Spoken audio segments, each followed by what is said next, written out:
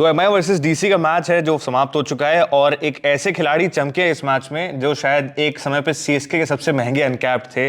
और वहीं अगर आपको कल का मैच याद हो भास्कर, सीएसके के सबसे महंगे अनकैप्ड खिलाड़ी दोनों के दोनों फ्लॉप शो रहे हैं, कार्तिक शर्मा भी और बात करें प्रशांत वीर भी। तो आज क्या ऐसा डिफरेंट करा समीर रिजवी ने सीएसके से निकलने के बाद कि डीसी के लिए 2 मैचेस में लगातार 2 इंपैक्टफुल नॉक्स और मैच विनिंग नॉक्स निकाली हैं? समीर रिजवी ने अपने शॉट्स पर काफ़ी काम किया है। पहले ऐसा होता था कि स्पिन बॉल पे जाना देखते थे कि वो बहुत अच्छा खेलते हैं, लेकिन अब ऐसा देखने को नहीं मिल रहा है। वो पेसर्स को भी उसी तरीके से खेल रहे हैं जैसे वो स्पिनर्स खेलते हैं। स्पिन वो अच्छा खेलते थे और 2 मुकाबले जो एलएसजी का मुकाबला था वो भी एक तरफा कर दिया जब से समीर रिजवी आए। और दूसरा मुकाबला यहाँ पर एमआई में एक अंतर देखने को मिला कि वो शुरू में टाइम लेते हैं। बिल्कुल 20-21 बॉल देखी मैंने, वो 11 रन पे खेल रहा था, लेकिन उसके बाद जिस तरीके से बिल्ड की अपनी इनिंग को, वो दिखाता है कि वो पेशेंस रखते हैं। उनको पता है कि उनके शॉट्स क्या हैं, वो कहां पर रन बना सकते हैं। तो वो खिलाड़ी में दिखाता है यार ये फ्यूचर है और आने वाले टाइम पे दिल्ली का सुपरस्टार बन सकता है। ये बिल्कुल दिल्ली का नहीं, साथ में इंडिया का भी सुपरस्टार बन सकता है, क्योंकि जिस तरीके से कंसिस्टेंसी के साथ वो नॉक्स आ रही हैं, जरूर इंडियन जो सिलेक्शन कमेटी उसकी नजरें होंगी इस पे, क्योंकि अभी अपने पास जो फिनिशर्स हैं, बहुत कम ऐसे एसेट्स होते हैं जो अंत में आके टिक के आप नंबर 4 पे भी आ सकते हैं, नंबर 5 पे भी आ सकते हैं और आप अंत तक मैच फिनिश करके जा रहे हैं। बहुत बड़ी रिस्पांसिबिलिटी होती है। वो रिस्पांसिबिलिटी निभा रहे हैं एज अ फिनिशर। आप देख सकते हैं कि वो लगातार 2 मैचेस में फिनिश करके जा रहे हैं। और वैसे देखें तो लगातार 3 मैच, जब आईपीएल का आखिरी मुकाबला था वहां पे भी 58 रन की पारी खेली थी। तो उस नॉक ने ही बता दिया था कि ये आने वाले टाइम में जिस तरीके से खेलता कानपुर के जो लीग होती है यूपी T20 लीग, वहां पे कैप्टनसी भी करते हैं और वहां पे भी उनकी परफॉर्मेंस काफी अच्छी रही है। मेरठ के रहने वाले हैं, तो यूपी के लड़के जो हैं अब वो दिख रहा है कि कितने सारे आईपीएल में खेल रहे हैं और उन सब में समीर रिजवी दिख रहा है एक अलग तरीके का बैट्समैन। मुझे लग रहा है कि ऑरेंज कैप भी आ गई है अब तो। और इस रेस में ऐसा भी लग रहा है कि पहला अनकैप्ड हो सकता है जो ऑरेंज कैप जीत जाए। बिल्कुल, इस बार चांस इनके भी हैं और साथ में जिससे ली है वो भी अनकैप्ड इंडियन है, अंकित रघुवंशी। उनकी भी बहुत जबरदस्त पारी आई है। लेकिन अगर मैच की बात करें आज जिस तरीके से भास्कर मैच रहा है, बहुत इंटरेस्टिंग मैच था, क्योंकि एमआई एक ऐसी टीम जो अनबीटेबल नजर आ रही थी पिछले मैच में, लेकिन थोड़े से चेंजेस हुए। हार्दिक पांड्या आज नहीं थे, उनकी वजह से मुझे लगता है कि कॉम्बिनेशन में थोड़ा सा बदलाव। दीपक चहर आए थे आज, कॉर्बिन बॉस, तो चेंजेस थे काफी। तो जो 13 साल का रिकॉर्ड था जो लगातार पहले मैच में वो तोड़ दिया, लेकिन दूसरे मुकाबले में हार गए। तो वैसा रहता है कि शुरुआती फेस वो एमआई के लिए अच्छा नहीं होता है, तो वो देखने को मिल रहा है। बिल्कुल मिल रहा है देखने को। और 162 रन जो है वो एमआई बना पाई थी, और जिसमें काफी हम क्रेडिट देंगे डीसी के बॉलर्स को जिन्होंने बहुत इंप्रेस करा है। मैं अभी तक नहीं समझ पा रहा हूं कि एनगीडी के पीछे टीम्स क्यों नहीं गई इतने कंसिस्टेंट गेंदबाज साउथ अफ्रीका के लिए, स्पेशली T20 में जो कटर्स का इस्तेमाल करते हैं, स्लोअर वंस जो वेरिएशंस उनके पास हैं, वो बहुत ज्यादा मददगार साबित होती है। पूरा आईपीएल में देखा काफी अच्छा प्रदर्शन रहा है। क्यों एसआरएच जैसी टीम इनके पीछे, जेकब डफी के पीछे नहीं गई, मेरे समझ के परे है। क्यों लिविंगस्टन को 12 करोड़ में ले लिया गया, लेकिन खिला भी नहीं रहे। खिला भी नहीं रहे। और अगर आप बॉलिंग की बात करें डीसी की, जिस तरीके से रही है, मुकेश कुमार 8 की इकॉनमी रही इनकी भी, इन्होंने 2 विकेट्स निकाले। एनगीडी 34 रन देके 1 विकेट इन्होंने 4 ओवर का कोटा पूरा किया। अक्षर पटेल कप्तानी एक बार फिर से स्पेल आपको देखने को मिली, 22 रन देके 1 विकेट। 5.5 की इकॉनमी में अगर आप आईपीएल में करा रहे तो बड़ी बात है। अभी बेंच स्ट्रेंथ भी काफी मजबूत है दिल्ली के। आप सोच सकते हैं मिचेल स्टार्क नहीं आए हुए हैं, अगर वो होते तो आशुतोष बाहर बैठे हैं। आशुतोष बाहर बैठे हुए हैं, उसके साथ साथ आकिब नबी जो रणजी में, शायद मुश्ताक में अच्छी परफॉर्मेंस करके आ रहे हैं। तो ये दिखाता है कि दिल्ली के पास स्ट्रेंथ कितनी अच्छी है। बैटिंग में भी फायर पावर मौजूद है, तो बॉलिंग में भी बहुत अच्छे अच्छे विकल्प मौजूद हैं। जिस तरीके से विपराज ने किया, और अक्षर हैं, कुलदीप हैं। कुलदीप खैर आज उस तरीके से लय में नहीं दिखे जैसा दिखता है। 3 में 31 है, विकेट नहीं ले पाए। लेकिन नटराजन जिस तरीके से नटराजन पे पिछले साल अगर हम देखें तो कितना ज्यादा मौका भी नहीं मिला था, और जब मिला था तो काफी रन भी खाए थे। काफी हुआ कि यार 10 करोड़ में खरीदा है, यूज नहीं कर पा रहे हैं, रिलीज कर देंगे इस बार।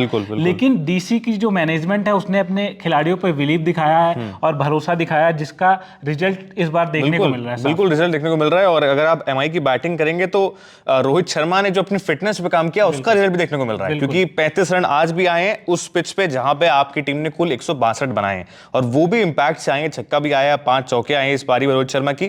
कंसिस्टेंट रोहित शर्मा आपको देखने को मिल रहे हैं आईपीएल में। इंडिया के लिए बहुत कंसिस्टेंट परफॉर्मेंसेस आई हैं, और आईपीएल में शायद उतने अच्छे आंकड़े नहीं थे। हाँ आईपीएल में, और समीर रिजवी ने उनसे ऑरेंज कैप छीनी है। इस इनिंग के पहले ऑरेंज कैप रोहित शर्मा के पास गई थी, तो दिखाता है कि वो पूरी तरीके से तैयार हैं। भले उन्होंने ओडीआई से और टेस्ट से रिटायरमेंट ले ली है, लेकिन वो सॉरी टी20 से, तो टी20 और टेस्ट से रिटायरमेंट ले ली है, लेकिन टी20 खेलना नहीं भूले हैं, तो वो प्रॉपर दिख रहा है। उसके साथ साथ आज सूर्या भी लीडर की तरह खेले, 51 रन की पारी खेली, और एक टाइम पे फंसी हुई नजर आ रही थी जब तिलक वर्मा और रैन रिकल्टन का विकेट गिरा एक साथ, मुकेश कुमार ने लिया, तो उसके बाद जिस तरीके से इन दोनों की पार्टनरशिप रही थी, उसने कहीं ना कहीं गेम में मुंबई को लाकर खड़ा कर दिया। लेकिन बुमराह अकेले पड़ गए। हाँ, बुमराह अकेले पड़ गए, और मेरे ख्याल से एक प्रॉब्लम जो एमआई के साथ रही, वो रदरफोर्ड वाला भी जो उनका जो था कि भाई हम रदरफोर्ड को बेच के कुछ रन निकालेंगे, लेकिन रदरफोर्ड का थोड़ा शायद आईपीएल में एज सच कुछ बहुत इंपैक्टफुल नॉक अब तक देखने को नहीं मिला है। जीटी की तरफ से वो पारी आई है, लेकिन भाई अगर आप वाइड ऑर्कर कराएंगे तो आप रदरफोर्ड आपको नहीं, जिसकी वजह से मुझे लगता है ट्रेड भी किया था। उनको लग रहा था कि ये मिडिल ऑर्डर में उतना ज्यादा सक्सेसफुल नहीं होते हुए नजर आएंगे। मुझे लगता है कि यहाँ पर विल जैक्स को मिस कर रही होगी एमआई की टीम, जो मिडिल ऑर्डर में खेलते हैं, और उन्होंने प्रूव भी किया टी20 वर्ल्ड कप में बहुत जबरदस्त परफॉर्मेंसेस आई हैं। और वही अगर आप बात करें परफॉर्मेंसेस की टी20 वर्ल्ड कप पे, तो प्रथम निशंका आपको याद आते हैं, जबरदस्त पारी आई थी, शतक आया था, और आज के दिन भी अच्छी इंपैक्टफुल पारी, 44 रन उन्होंने बनाए 30 गेंदों में। केएल राहुल एक बार फिर से फ्लॉप शो रहा, सेकंड मैच में भी कुछ खास इंपैक्ट नहीं डाल पाए, 1 रन पे चलते बने। नीतीश राणा एक बार फिर से मतलब आज कुछ नहीं कर पाए, लेकिन किस्मत की बात कह सकते हैं।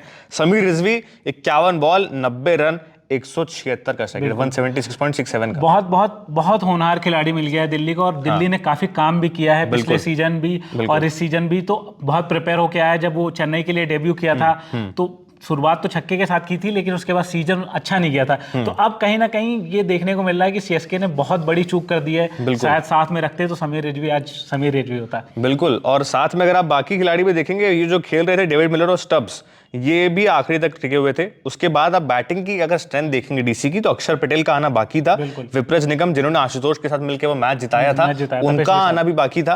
तो ये बेंच स्ट्रेंथ आपको दिखाता है कि डीसी इस बार कितनी स्ट्रांग नजर आ रही है और क्यों प्लेऑफ की बहुत बड़ी दावेदार है। और मिडिल ऑर्डर काफी अच्छा है, जैसे पिछले मुकाबले में भी देखें तो मिडिल ऑर्डर काफी स्ट्रगल किया था। केएल राहुल, प्रथम निशंका, नीतीश राणा। अभी मिलता है कि समीर रिजवी का एक जो इंपैक्ट आया है, शायद अगर उनकी वो नॉक ना आती, शायद डीसी प्रॉब्लम में फंस सकती। दोनों मैचेस में मुकाबले हार सकते थे, दोनों हार सकते थे वहां पर।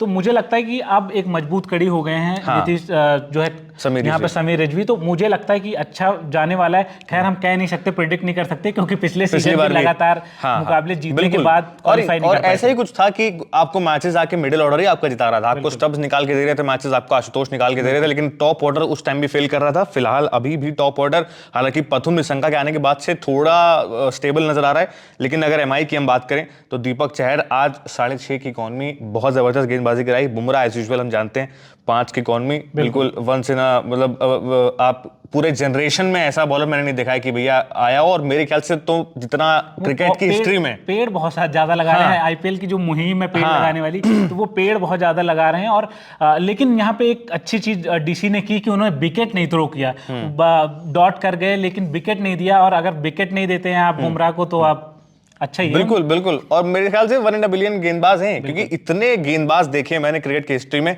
इतना consistent across all the 3 formats. मेरे ख्याल से बुमराह ज्यादा कंसिस्टेंट कोई नहीं। आज के दिन बुमराह ने एक बार फिर से इंपैक्ट छोड़ा, लेकिन डीसी और समीर रिजवी के प्लान्स कुछ अलग थे, जिसके चलते डीसी ने ये मैच जीत लिया 6 विकेट से 11 बॉल रहते। और ये था आज के मैच का समीकरण टोटल। और अगला मैच भी आने वाला है, उसका भी आपको ओवरऑल डे हाइलाइट्स देखने को मिल जाएगा क्रिकेट कंट्री पे। आप देखते रहिए क्रिकेट कंट्री।